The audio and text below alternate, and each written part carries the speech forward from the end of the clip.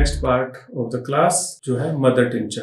तो mother tincture के बारे में हम लोग बात कर रहे हैं कि मदर टिंचर्स हम लोग पढ़ रहे हैं इंस्टेंट रिलीफ के लिए पढ़ रहे हैं, जहाँ सर्जिकल डिजीज है, जहाँ क्रोनिक और वो भी स्यूडो क्रोनिक डिजीजेज हैं, जहाँ लो पोटेंसी या रिपीटेड डोज रिक्वायर्ड है, जहाँ पैथोलॉजी एडवांस है, वहां पे ये हमारी मदर टिंचर का यूज करना है। ठीक है।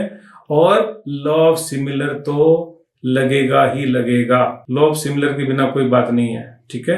तो ये भी पोटेंटाइज्ड है लेकिन 1x है, लो पोटेंसी है। राइट। तो आज हम जिस मदर टिंचर को पढ़ने वाले हैं उसका नाम है वाइब्रोनम ओपुलस।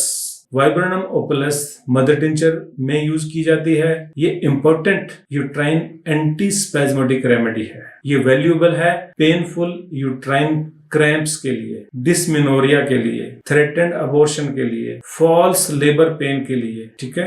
तो इस मेडिसिन का क्विक एक्यूट स्पैज्मेटिक कंडीशंस में बहुत यूज है। तो कहाँ का इसका यूज हो गया? यूट्रस एंड ओवरीज में, फीमेल रिप्रोडक्टिव सिस्टम में, स्मूथ मसल जहां भी है वहां पे, नर्व्स पे, खास करके रिफ्लेक्स पेन्स अगर कहीं है तो इसका इंडिकेशन है। तो किन की इंडिकेशंस में हम लोग इसको यूज करते हैं? सीवियर यूट्राइन क्रैम्प्स, बहुत तेज यूट्रस में क्रैम्प्स होते हैं। तो क्रैम्प्स कब होते हैं? स्पैज्मोडिक डिस्मेनोरिया में, थ्रेटेंड अबॉर्शन में, फॉल्स लेबर पेन में, और आफ्टर पेन्स जो होते हैं यानी कि डिलीवरी के बाद वाले पेन्स विद क्रैम्पिंग अगर है, वहां पे इस तरह के पेन्स होते हैं। कैरेक्टरिस्टिक्स मैं बता रहा हूं कि बिना सिमिलर लॉ सिमिलर के हम लोग नहीं यूज करते हैं। तो इसके जो इंडिकेशंस हैं वो क्या है? क्रैम्प लाइक स्पैज्मोडिक पेन, और वो पेन रेडिएट करेगा थाइज को और बैक तक। तो इस तरह के पेन्स के साथ में बियरिंग डाउन सेंसेशन होती है। पेन की जो शुरुआत है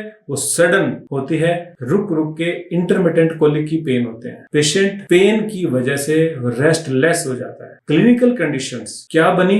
डिस्मेनोरिया। डिस्मेनोरिया में भी जब स्पैज्मोडिक और membranous kind of pain dysmenorrhoea होगा तब इसका ज्यादा यूज है। तो मेंसेस के दौरान जो क्रैम्प्स होते हैं उनके साथ साथ periods are too late, scanty, short और इवन फ्यू आवर्स के लिए रहेंगे। Flow will be offensive with cramps, और ये क्रैम्प्स एक्सटेंड करेंगे to the thighs, sacrum and pubis तक भी ये पेन जाते हैं। यूट्राइन कोलिक की बहुत अच्छी मेडिसिन है ये, चाहे कहीं भी कैसे भी हो रहा हो। तो ऐसा कोलिक कब और होता है? थ्रेटेंड अबॉर्शन के टाइम या थ्रेटेंड मिसकैरेज जिसको कहते हैं।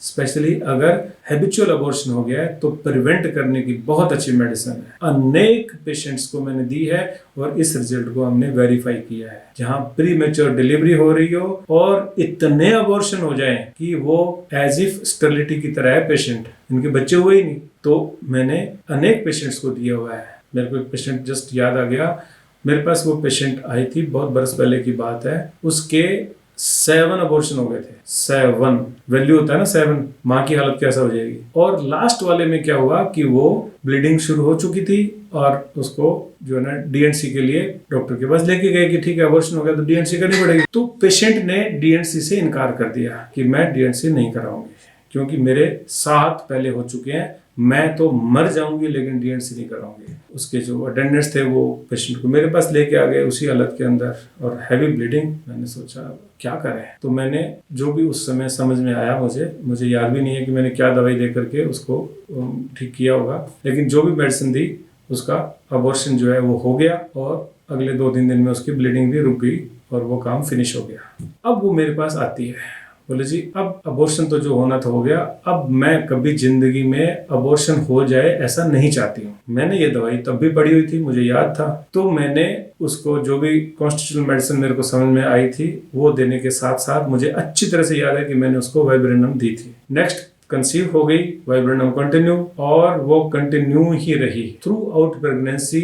वाइब्रेनम दी गई, ना तो पेन ना कोई स्पॉटिंग, नथिंग, पूरा एकदम date to date 9 month plus 7 days होने पर ही उसी दिन उसको डिलीवरी हुई। एक दिन कम नहीं हुआ। क्या बात है इस दवाई की। 9 मंथ प्लस 7 डेज में ही डिलीवरी का होना, ये है प्री मैच्योर डिलीवरी को रोकने की इस दवाई की पावर। सेकंड भी प्रेगनेंसी हुई तब भी थ्रू आउट प्रेगनेंसी दवाई दी गई, थर्ड भी प्रेगनेंसी हुई तब भी ये दवाई दी गई, और जब उसकी फैमिली कंप्लीट हो गई तब वो मेरे पास आई, बोले जी अब रुकने की भी दवाई दो, यानी कि बच्चे होना रुकने की दवाई भी दो। मैंने कहा नहीं, होम्योपैथी में रुकने की दवाई नहीं होती है, होम्योपैथी नेचुरल प्रोसेस को प्रमोट करने की दवाई है। बहुत वंडरफुल एग्जाम्पल मेरे साथ हुआ, इसने मुझे बहुत ग्रेट कॉन्फिडेंस और लर्निंग दी, और बहुत ही सारे पेशेंट भी दिए, इसमें कोई शक ही नहीं है। और उसके बाद तो और बहुत सारे पेशेंट मेरे पास इस दवाई से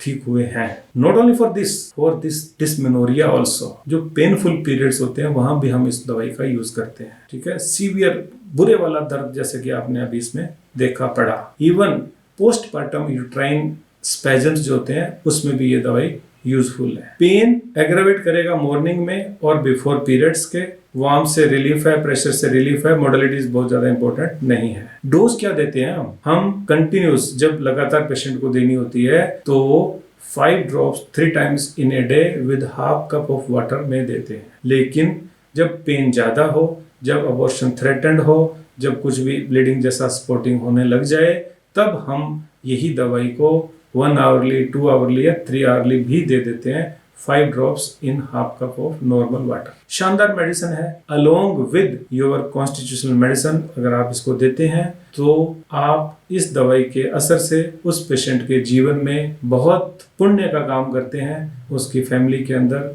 खुशियां लाने का माध्यम बनते हैं। Such a wonderful medicine, this is viburnum opulus mother tincture. आप भी अपने पेशेंट को देना और मुझे बताना कि कैसा हुआ असर इस दवाई से।